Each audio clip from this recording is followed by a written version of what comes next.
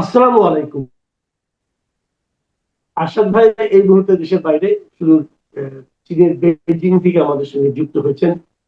আসাদ ভাই ওখানে বেশ একটু ব্যস্ত সময় কাটাচ্ছেন, তো তার মধ্যেও উনি আমাদের সঙ্গে যুক্ত হয়েছেন, ওনার কাছে কৃতজ্ঞতা। আসাদ ভাই, আপনাকে সরাসরি প্রশ্ন করছি, প্রশ্নের আগে একটু জানতে চাচ্ছি, হঠাৎ করে চীন কেন? কোনো কাজে গিয়েছেন না এমনি ব্যক্তিগত সফরে? না, এটা আমি ব্যক্তিগত সফরে এসেছি। আমি চীনে কখনো আসিনি। এটাই আমার প্রথম চীন সফর। এবং সত্যি কথা বলতে কি, একটা জিনিস এ পর্যন্ত আমি কুনমিং এ ছিলাম 3 দিন, আর গতকালকে রাতে বেইজিং এ আসছি। এখান থেকে যাবো সাংহাই, সাংহাই থেকে যাব গুয়াংজু, তারপরে ফুকেত হয়ে দেশে ফিরবো। তো চীন সম্পর্কে আমাদের তো কৌতূহলের কোনো শেষ নাই। একটা দেশ মাত্র গত 40 বছরে যে অভাবনীয় বিস্ময়কর উন্নতি করেছে সেটা নিজের চোখে দেখতে আসছে। তো যতই দেখতেছি ততই মনে হচ্ছে যে আগামী 10 বছরের মধ্যে এই দেশ পৃথিবীর নেতৃত্ব দেবে, এটা লিখে রাখতে পারে। হুম। এবং তারা আপনি তো টেকনোলজিতে আপনি ধরেন। তো আচ্ছা, আপনি তো দীর্ঘদিন যুক্তরাষ্ট্রে ছিলেন, দীর্ঘদিন জি। যুক্তরাষ্ট্রে ছিলেন, ওখানে জব করেছেন এবং ক্ষমতার চেহারাটা দেখেছেন আপনি। তো আপনি কি সেইটার সঙ্গে তুলনা করেই চীনকে এই চীনের এই সম্ভাবনা দেখছেন? হ্যাঁ, সেটাই মানে আমেরিকার যারা এখন আমেরিকা চালায়, যে শাসক গোষ্ঠী, এরা হলো থরলি একটা করাপ্ট শাসক গোষ্ঠী, থরলি করাপ্ট। এবং দেখেন, মানে আর সম্পূর্ণভাবে ওই দেশটার শাসন যারা করে তারা সমস্ত ইসরায়েলের টাকা পয়সা নেয়। এই যে বর্তমান গাজা যুদ্ধ বা ইরান যুদ্ধ, সিরিয়া, যেখানে যান, মানে ইসরায়েলের ইন্টারেস্টকে প্রমোট করাই হলো তাদের 1 নম্বর কাজ। এবং এখন আমেরিকানরাই বলতে শুরু করছে, যেমন টাকার কার্লসন বলে ওদের খুব নাম করা একজন আহ আহ মানে ভাষ্যকার আছে, আগে ফক্স নিউজে ছিল এবং ট্রাম্পের খুব ঘনিষ্ঠ ছিল, এখন পাল্টে গেছে। সে বলছে যে আমরা, আমাদের দেশ, আমরা কেন ইসরায়েলের কথাবার্তায় চলবো, তারা তো আমাদেরকে শাসন করে না। কিন্তু বলছে যে এই করাপ্ট বিজনেস, মানে শাসনকর্তারা এমন ভাবে তাদের কাছ থেকে টাকা পয়সা খেয়েছে যে তাদের বিপক্ষে যত হাজার অন্যায় করলেও তাদের বিপক্ষে যেতে পারে। তো যাই হোক, তো আমেরিকার পতন কিন্তু অলরেডি শুরু হয়ে গেছে। সারা বিশ্বে তাদের যে সুনাম ছিল বা মর্যাদা ছিল, ধীরে ধীরে এখন চলে যাচ্ছে সেগুলো। হ্যাঁ? এবং চীন খুব আহ, মানে কি বলবো, খুব ইন্টেলিজেন্টলি এবং এফিসিয়েন্টলি এটাকে তারা এক্সপ্লয়েট করতেছে। ওরা দেখেন, শি জিনপিং যে চীনের প্রেসিডেন্ট, সে কিন্তু কোনো কথা বলে না, বেশি বেশি কথা বলে না। সে হলো কাঁধে বিশ্বাস করে, ওই ট্রাম্পের মতো চিল্লাচিল্লি করে না, বা বাইডেনের মতো বেশি কথা বলে না যে আমরা সবাই দেখাই দিবে, এসব কিচ্ছু বলে না।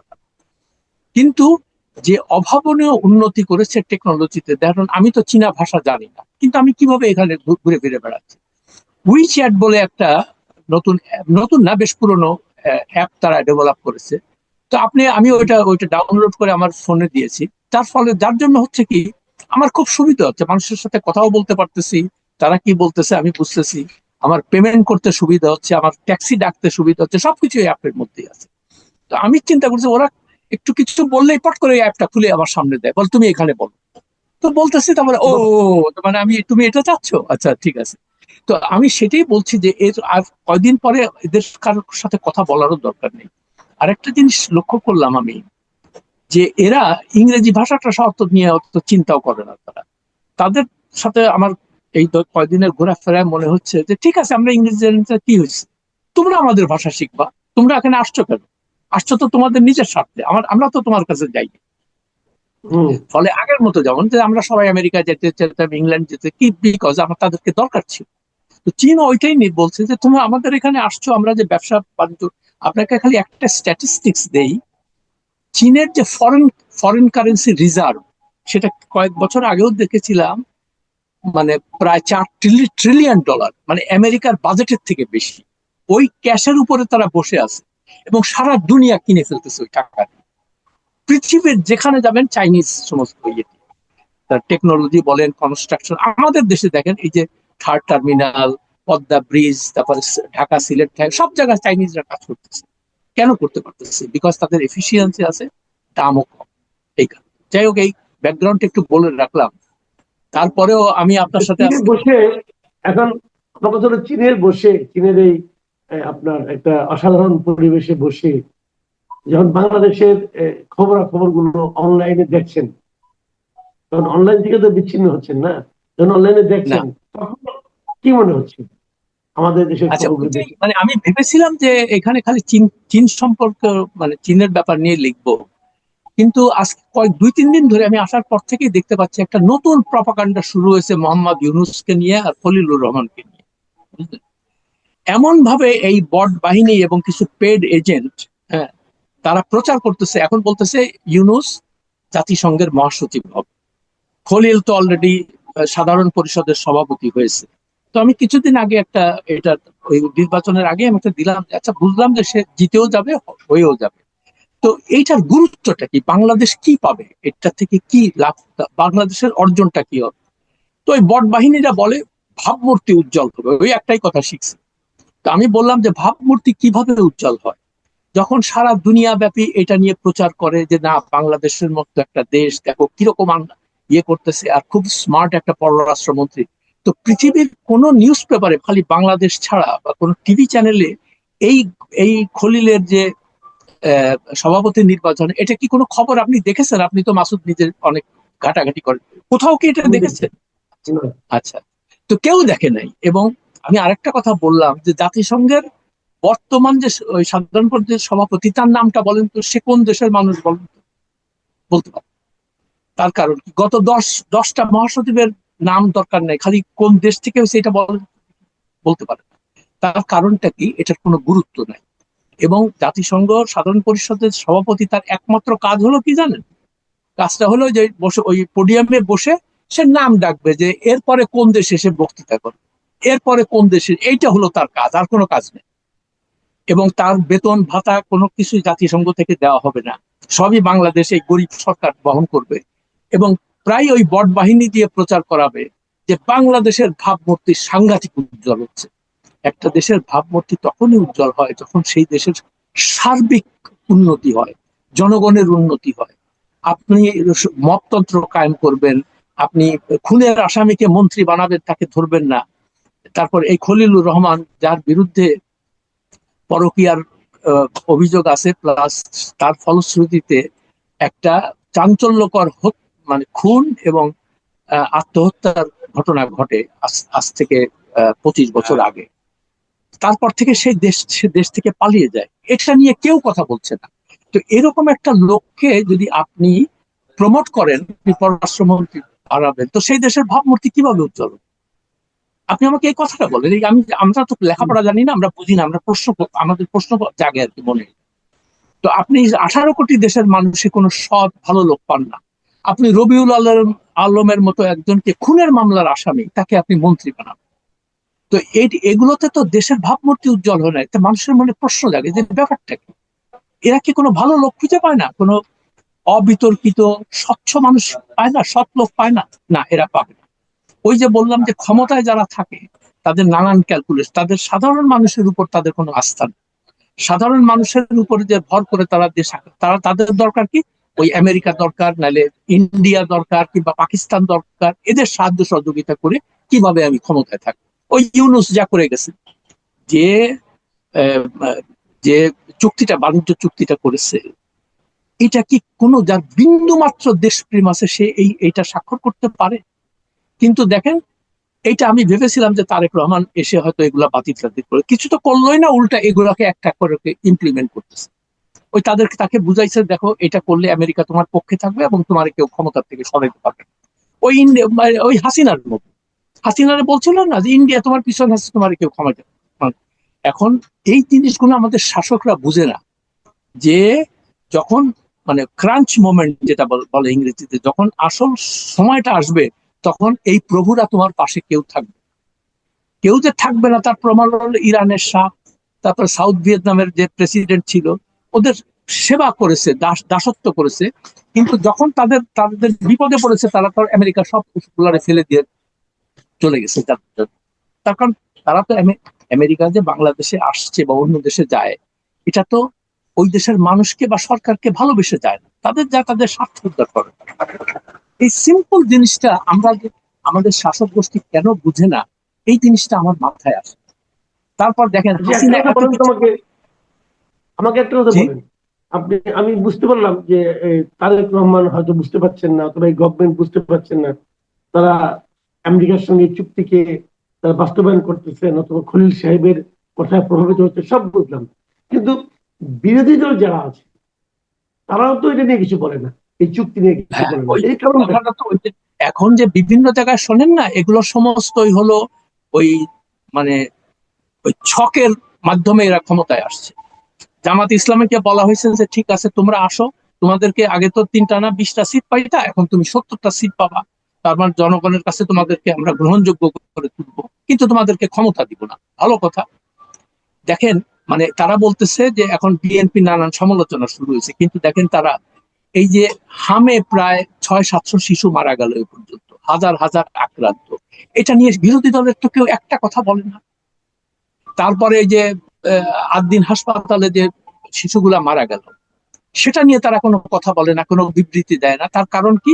আদ্দিন হাসপাতালের মালিক হইলো জামাতের অনেক বড় ফাইন্যান্সার। হ্যাঁ, এটা বিরোধী দলের কাজটা কি? দেশের যে আশা আকাঙ্ক্ষা, দেশের মধ্যে যদি কোনো অন্যায় হয় সেটাকে তুলে ধরা, সেটা সেটা নিয়ে মানে সরকারি দলের কে চাপে রাখা। দেখেন, এই যে দেশ বিরোধী বাণিজ্য চুক্তি করলো, জামাত ইসলাম কি একটা কথা বলেছে এটা নিয়ে সংসদে আলোচনা হইতে দিছে? করে তো নাই। না। উল্টা পাঠানো যেটা করতে চাইছিল সেটাকে তার সমর্থনই পায় না। তো এটাতে কি বোঝা যায়? যে সব আতাতের মাধ্যমে সবকিছু হয়েছে। তো এরা মানে সবচেয়ে কষ্ট লাগে হলো এটাই, যে দিনের আমরা তো বহু সরকার দেখেছি এর আগে, কেউ কিন্তু গণবিরোধী কোনো পদক্ষেপ নিয়ে বা জনগণের স্বার্থের বিরোধী কোনো কাজ করে তারা কিন্তু দীর্ঘদিন ক্ষমতায় থাকতে পারে না। তাদের কিন্তু অত্যন্ত করুণ ভাবে ক্ষমতা থেকে বিদায় হইতে হয়েছে। তো এখন দেখতেছি আরেক বাহিনী নামাইছে, যে জাতিসংঘের মহাসচিব হবে মোহাম্মদ ইউনূস, যে লোকটারে সারা বাংলাদেশের মানুষ এখন ঘৃণার চোখে দেখে, মানে অলমোস্ট এভরিবডি, তার 2 একজন পেড এজেন্ট এবং বট বাহিনী ছাড়া সেই লোকরা এখন ওই ধোয়া তুলছে যে জাতিসংঘ। আচ্ছা, জাতিসংঘের মহাসচিব হইলো, তাতে বাংলাদেশের কি আসে? উনি ওখানকার ভালো বেতন ভাতা পাবেন, উনি নিউ ইয়র্কে থাকবেন। সো বাংলাদেশের ওই যে আমাদের গ্রামের বাবুর বা মেজির মা, এদের কি হবে? এদের তাতে কি আসে যায়? বাংলাদেশে কি আসে যায়? বাংলাদেশের জিডিপি বেড়ে যাবে তো। ভাবমূর্তি হবে, হ্যাঁ, হ্যাঁ। ভাবমূর্তি উজ্জ্বল হবে। ও ভাবমূর্তি, হ্যাঁ, ওই একটাই কথা শিখছে। তো ভাবমূর্তি বাংলাদেশের এই যে সারা পৃথিবী, আপনি তো মোটামুটি মানে সব পত্র পত্রিকা, টিভি চ্যানেল, মানে ইন্টারনেটের মাধ্যমে সবকিছু দেখতে পারেন। বাংলাদেশ নিয়ে কয়টা পজিটিভ নিউজ ছাপা হয় আমাদের বলেন তো দেখি, বা টিভিতে প্রচার করে পৃথিবীর কোন দেশে? আমাকে বলেন আপনি। আমি দীর্ঘদিন আমেরিকা ইংল্যান্ডে সাংবাদিকতা করেছি। আমি আমার এডিটরদেরকে কত পুশ করছি যে আল্লাহর ওয়াস্তে তোমরা বাংলাদেশ সম্পর্কে আরেক, বলে কি আশ্বাস, দেশে পৃথিবীতে 193টা দেশ আছে, আমাদের সীমিত স্পেস, তো আমরা বাংলাদেশের মানে রিয়েল নিউজ না হইলে আমরা এটা কেন ছাপবো? আমাকে বলে যে তুমি কি কেনিয়া নিয়ে তোমার নিউজ পেপারে ছাপে কোনো কিছু, মানে তোমার বাংলাদেশে, অথবা ওই বার্কিনো ফাসো নিয়ে ছাপে? Because it is insignificant. তো আমাদের কাছে Bangladesh is an insignificant state like any other state. হ্যাঁ, ওইখানে যদি আমাদের ইন্টারেস্ট থাকতো আমরা ঝাঁপাই করতাম যে এসব। তো আমাকে আমার এক মানে বস ছিল নিউ ইয়র্ক টাইমস এর, স্টিভ ওয়াইজম্যান নাম করে। তো তারে একদিন আমরা লাঞ্চ খেতে যেতেছিলাম ওয়াশিংটন, তাই বললাম, স্টিভ, বাংলাদেশ নিয়ে কেন ইয়েটি হয় না? মানে আমি এত পুশ করি বলে, আশা দেখো তুমি তো you are big promoter of Bangladesh, কিন্তু তুমি আমাকে বলো, তুমি যদি নিউ ইয়র্ক টাইমস এর ফরেন এডিটর হও, তোমার কাছ থেকে দুনিয়ার সারা জায়গা থেকে নিউজ আসছে, অ্যাজ এ জার্নালিস্ট তুমি কোন নিউজটারে পিক করবা? যে না, এটারে ওই ধরো একটা বড় নিউজ হয়েছে কোথাও, অন্য কোনো কোথাও, সেটারে বাদ দিয়ে আমি বাংলাদেশ কি কি মানে হোয়াট ইজ, মানে আমাদের রিডারের ইন্টারেস্টটা কি সেখানে? Unless it is linked with global interest or কিছু, আমরা কেন ছাপবো? তো এই জিনিসটা, এই অর্ধশিক্ষিত কিছু লোকজন, এই বট বাহিনীর সংখ্যা, এর মধ্যে কয়দিন আগে দেখলাম এক ইন্টারন্যাশনাল রিলেশনস এর প্রফেসর, কেমন সে বলতেছে খলিলের যে নির্বাচনটা হয়েছে ইয়েতে, এতে করে ইন্ডিয়ার মানে মোদি এবং অন্যান্য ইন্ডিয়ার যারা শাসন, তাদের নাকি প্যান্ট ভিজে যাচ্ছে সব ভয়ে, খলিলের ভয়। তো আপনি এদের সাথে না, আপনি এদের সাথে কি তর্ক করবেন বলেন? এদেরকে কেন গুরুত্ব দিবেন আপনি? সে আবার ইন্টারন্যাশনাল রিলেশনস এর প্রফেসর, মানে কি একটা না, এটা অদ্ভুত। কেন? আমি আমি আমার কাছে কিন্তু এটা ক্লিয়ার না। এখানে তো ভারতের কোনো স্বার্থ নাই, ভারত তো নিজে এখানে ক্যান্ডিডেট ছিল না।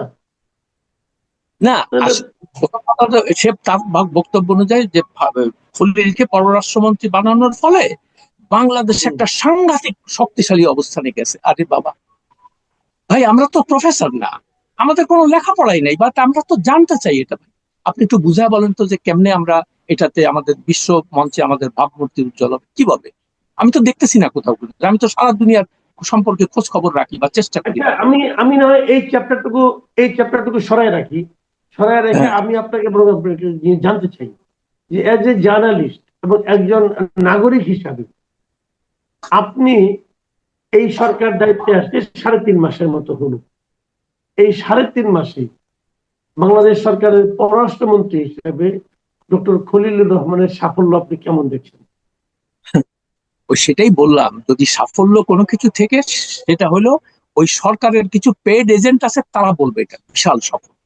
কিন্তু সফলতাটা যে কি হবে, এটার কোনো কংক্রিট স্পেসিফিক কোনো এক্সাম্পল আমাদের সামনে নাই। এটা খালি মুখে মুখে শুনবেন এই কথাগুলো। কিন্তু ধরেন যে যেমন রোহিঙ্গা সমস্যার সমাধান হয়েছে, হয়নি। কেমন? তো আপনি যদি সাংঘাতিক, এখন আপনি জাতিসংঘের সেক্রেটারি জেনারেলকে এখানে নিয়ে আসছেন, এইটাকে যদি আপনি বড় সাফল্য মনে করেন, তো সেখানে তো আমার কিছু বলার নাই। তো জাতিসংঘের সেক্রেটারি জেনারেল আসার পরে কি সব রোহিঙ্গারা এখান থেকে চলে গেছে? একজন যায় না। হ্যাঁ, না, তো একজনও যাবে না, যাওয়ার কোনো কারণও নাই। কিন্তু আপনি ওই মিথ্যা কথা বলতেছেন যে তোমরা নেক্সট ঈদ পড়ো, ঈদের জামাত পড়বা তোমাদের নিজের দেশে, এটা ইউনুস বলছে না? এই লোকটার মতো বাটপার এবং ধাপ্পাবাজ এই লোকটাকে নিয়ে নাচানাচি করতেছে। তো আজকে একজন একজন খুব সুন্দর একটা স্ট্র্যাটেজি, ওটা আমি শেয়ার করেছি, যে এই লোকের তো আর মানে জীবনে চাওয়া পাওয়ার কিছু ছিল না, সে সবকিছু অর্জন করছে। খালি একটাই জিনিস বাকি ছিল, সেটা হলো দেশের মানুষের ঘৃণা, এটা অর্জন করা বাকি ছিল। এখন সেটাও সে করতেছে, ফলে তার 16 কলা পূর্ণ হয়ে গেছে। তো এই যে বলে আমি তো সরকারের কোন সাফল্য দেখেন 3 মাসের মধ্যে বিদ্যুতের দাম বাড়াচ্ছে, গ্যাসের দাম বাড়াচ্ছে। তারপরে কি বলতেছে ওই আগের সরকার গুলোর মতো, যে ইন্টারন্যাশনাল লেভেলের দাম বেড়ে গেলে আমরা কি করবো? যে ভাই আমরা এগুলো তো বুঝলাম, কিন্তু ওই যে বাবুর মা মেরির মা, মানে ওরা যে কষ্টটা সাফার, ওদের সাফারিংটা তো আরো বাড়তেছে। ওরা তো এই সমস্ত ইন্টারন্যাশনাল জিনিসটার পর তো বুঝে না। ওরা বুঝে সাধারণভাবে শান্তিতে থাকে, সেটা তো আপনি দিচ্ছেন না তাকে। আর আপনি বলতেছেন আমরা বিশাল ভাবে সফল। কিভাবে সফল? আপনি খুনের আসামিকে মন্ত্রী বানাবেন, আর আপনি বলবেন দেশে আইনের শাসন প্রতিষ্ঠা হবে, কি করে হবে? জি। আচ্ছা, আপনি মাঝখানে আমরা একটু সামাজিক কিছু বিষয় নিয়ে একটা কথা বলতে চাই। সামাজিক ভাবে মানে এই কারণে আপনি মাঝখানে এই রুমিন ফারহানার কথা বললেন বলে আমার মনে হলো যে এই ভদ্রমহিলা তার এলাকায়, তার নির্বাচনী এলাকায় একটা মানববন্ধনের মতো করেছেন, কিছু কথাবার্তা বলেছেন এই কারণে ওখানে একটা মুভি, বনলতা এক্সপ্রেস নামে একটা মুভি ওখানে দেখানো হচ্ছিল, মানে একটা অডিটোরিয়ামে। তো তিনি এটার পক্ষে ছিলেন যে এটা দেখানো উচিত, মানে দেখাতে দেবে না একদল লোক, এবং সেই দেখাতে না দেওয়ার তাদের যে আন্দোলনটা তার বিরুদ্ধে করেছেন রুমিন ফারহানা। কালকে দেখলাম ওখানকার এক মানে ভদ্রলোক, উনি মৌলানা নামধারী ভদ্রলোক, কিন্তু দেখলাম দায়িত্বে আসছে, উনি ফতোয়া দিলেন।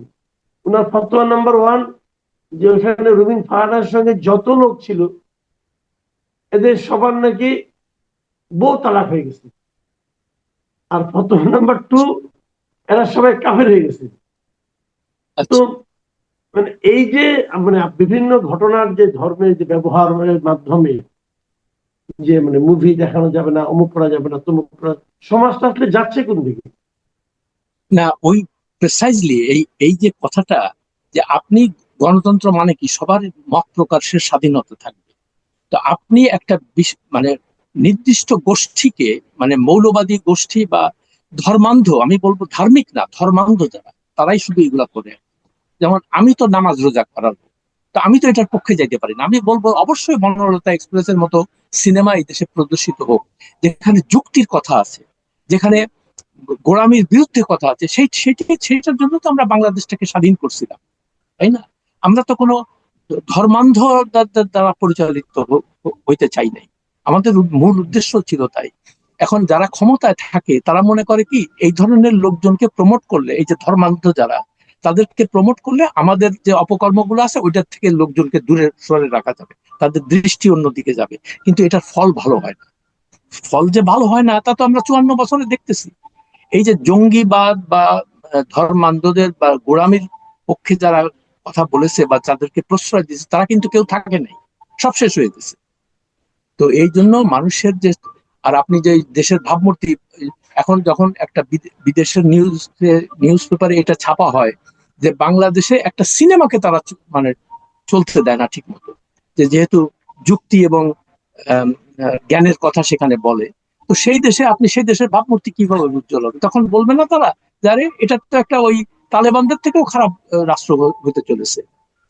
তো আপনি ভাবমূর্তি উজ্জ্বলের কথা যে বারবার করে বলেন, ভাবমূর্তি উজ্জ্বল হয়, আবারও বলছি একটাই কথা, সেটা হলো দেশের সার্বিক কল্যাণ হয়, খালি শাসক গোষ্ঠীর কল্যাণ না বা তার পরিবারের সদস্যদের না। যখন সাধারণ মানুষ মনে করে যে না, এই দেশে আমার একটা স্টেক আছে, আমি এই দেশের নাগরিক এবং আমি এতে গর্ববোধ করি, এবং এই দেশের উন্নতি মানে হওয়ার সঙ্গে সঙ্গে আমার উন্নতি হচ্ছে, কিন্তু 90% লোকের কোনো উন্নতি নাই। দেখেন, তারা নিষ্পেষিত, জর্জরিত। আপনি কল্পনা করতে পারেন 18 কোটি দেশের মানুষে প্রায় 5 কোটি হলো এখনো পর্যন্ত হতদরিদ্র। কল্পনা করা যায় এটা? আর আপনি ওই নানান পরিসংখ্যান দিচ্ছেন আপনি, আমরা আগে এটা ছিলাম, এইটা করছি, জিডিপি অমুক বাড়ছে তমুক বাড়ছে। তাই এগুলো তো ধান্দাবাজদের কথা। আমি এই ধান্দাবাজের কথা আমি বিশ্বাস করবো কেন? আর আমার কি তাতে? আচ্ছা, আমি আজকে থেকে জাতীয় সংসদের দ্বিতীয় অধিবেশন শুরু হচ্ছে। এটা হবে বাজেট অধিবেশন। তো এটা নিয়ে দেখলাম যে বেশ বড় ধরনের প্রস্তুতি চলছে।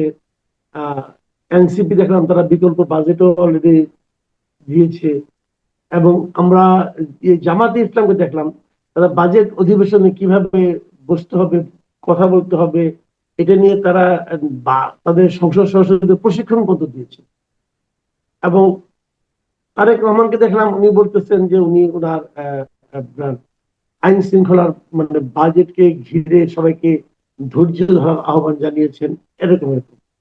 তো কেমন হবে আপনার বাজেট অধিবেশন নিয়ে আপনার প্রত্যাশাটা কি? ওই ওই যে আমার কত, ওই যে সাংবাদিক হলে সন্দেহবাদী হইতে হয় না? আমরা তো আমাদের মূল ইয়ে হলো যে উই মানে we have to be sceptical, ওই যে ইংরেজিতে বলে, মানে সন্দেহ করতে হবে।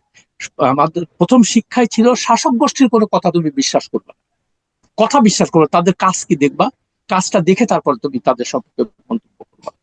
তো এই জামাত ইসলামী আলাদা ট্রেনিং দিচ্ছে সবাইকে ধৈর্য ধরতে, সব ভালো কথা, আমরাও তো চাই দেশটা ভালো হোক, কিন্তু বাজেটে যদি সত্যিকার অর্থে সাধারণ মানুষের মানে জীবনযাত্রায় কোনো পরিবর্তন না ঘটে, তো সে বাজেট দিয়ে আমি কি করব? আপনি যদি ব্যবসায়িক গোষ্ঠীর সুযোগ দেন, সাধারণ মানুষের তো কোনো, আপনি ওই আমলাদের সুযোগ দিবেন, তাদের বেতন বাড়াবেন, তারপরে ব্যবসায়ীদের সুযোগ, করাপ্ট বিজনেস পিপুলদের সুযোগ, বসুন্ধরার মালিকদের আপনি ধরেন না, তারপরে খুনের আসামি ঘুরে বেড়াচ্ছে মানে খেলাপি ঋণ বেড়েই চলেছে, এখন প্রায় 6 লক্ষ কোটি টাকার কাছাকাছি। তো এই সমস্ত মানে যদি দেখতাম যে এগুলো কমতেছে, তারপরে সত্যিকারের দুর্বৃত্ত যারা যারা ক্ষমতার অপব্যবহার করেছে বা ব্যবসায়ী ঘুষ টুস দিয়ে বিভিন্ন তাদেরকে আপনি ধরতেছেন, তাইলে মানুষের মনে আশা জাগে। ফলে আমি যেহেতু একটা সন্দেহবাদী মানুষ, মানে আমার ট্রেনিংটাই তাই, তো সেই জন্য আমি দেখব যে আপনি আসলে ভালো কাজ কি করছেন এবং সেই কাজের ফলে দেশের সাধারণ মানুষের জীবনে কি আমূল পরিবর্তন হয়েছে, এটি আমার দেখা। এটা দেখলে তখন আমি আপনাকে সার্টিফিকেট দেবো, তার আগে। আমরা অনুষ্ঠান শেষ করব, একটা ছোট্ট প্রশ্ন করে শেষ করি, যে সেটা হলো আহ খলিলুর রহমান সাহেব প্রথমে দায়িত্ব নেওয়ার পর প্রথমে দিল্লি গেলেন। তো আমরা অনেকে ভেবেছিলাম যে ভারতের সঙ্গে বোধহয় আমাদের সম্পর্কের উন্নতি হবে, কিন্তু আমরা বিশ্বের সঙ্গে লক্ষ্য করলাম যে ভারত এরপর থেকে মানে গত 1-1.5 মাসে আমরা দেখলাম যে প্রচুর লোককে বাংলাদেশে ঠেলে ঢুকিয়ে দেওয়ার তারা চেষ্টা করেছে। এর মধ্যে 5টা সীমান্তে বাংলাদেশ নিজেই, বাংলাদেশের বিজিবি যারা আছে তারা বোধহয় প্রায় 72 জনের এরকম অনুপ্রবেশকে ঠেকিয়ে দিয়েছে। তো এই যে পুশ ইন বলি আর পুশ ব্যাক বলি, যাই ওরা পুশ ব্যাক বলে আমরা পুশ ইন বলি, যাই বলি না কেন, এই যে প্রক্রিয়াটা, এই প্রক্রিয়াটাই তো অবৈধ। তারাও বলে আমরাও বলি, একটা নিয়ম তো আছে। আমাদের সঙ্গে আমাদের ব্যাপারে তাদের এই যে মানসিকতাটা, এটা কেন? আচ্ছা, এটা এটা তো অবশ্যই আপনি যে কথাটা বললেন যে প্রত্যেকটা দেশ তার নিজের স্বার্থ দেখবে, এটি হলো নিয়ম। তো ইন্ডিয়া প্রথমে মনে করেছিল যে ইউনূস সরকার চলে যাওয়ার পরে হয়তো এই গভর্নমেন্ট এসে তাদের সাথে সম্পর্ক ভালো হবে এবং ওই আমরা শুনেছিলাম যে ভিসা চালু করে দিবে আবার, কিন্তু কিছুই হচ্ছে না। কিছু হচ্ছে না, তার কারণ যেটা দেখতে পাচ্ছি আর কি, যে এরা পাকিস্তানের সঙ্গে নানান রকমের চুক্তি টুক্তি করতেছে, এবং আমেরিকার সঙ্গে নানান রকমের কোথাও দেখলাম যে আমেরিকার নেভির জাহাজটাও নাকি বঙ্গোপসাগরের ওই এলাকাতে ঘুরে বেড়াচ্ছে। তো স্বাভাবিকভাবে ইন্ডিয়া চিন্তা করতেছে যে তাহলে আমাদের ইন্টারেস্টটা কোথায় এখানে। তো ইন্ডিয়া যেহেতু একটা আমাদের বড় প্রতিবেশী, এটা তো আর অস্বীকার করার উপায় নেই। তারা আমাদেরকে ডিস্টার্ব করার তাদের নানান রকমের মানে সুযোগ আছে। এই যে যেমন পুশ ব্যাক পুশিনের কথা বললেন, তো স্বাভাবিকভাবে তারা যদি ওই ঠেলে বের করে দিতে চায়, আমাদের তো কোনো ক্ষমতা নেই এটাকে তার ইন্ডিয়ার বিরুদ্ধে যে অন্য কোনো কিছু করার। আমরা হয়তো মুখে মুখে বলতে পারবো, বা নিউজ পেপারে বা টেলিভিশন চ্যানেলে এগুলো বলবো, তাতে ইন্ডিয়ার কিছু আসে যায়। ইন্ডিয়া অনেক বড় দেশ, এবং তাদের ইকোনমি বড়, তাদের মিলিটারি পাওয়ার অনেক বড়।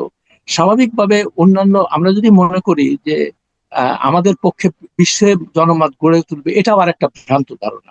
গরিবের পক্ষে কেউ থাকে না, পরিষ্কার কথা।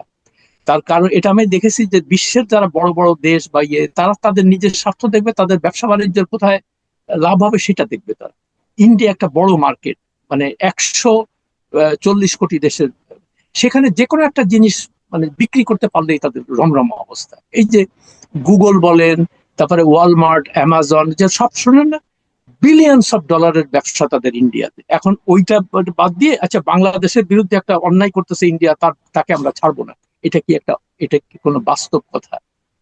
কিন্তু আমাদেরকে বোঝানো হচ্ছে যে ইউনুস একটা ফোন করে দিবে, আর ওয়াশিংটন, লন্ডন, বেইজিং সবার যে ঝাঁপায় পড়বে, যে আর খলিল একটা করবে যে ঠিক আছে, ওদেরকে দেখাই দিব আমরা আমরা সবাই তোমার পক্ষে আছি।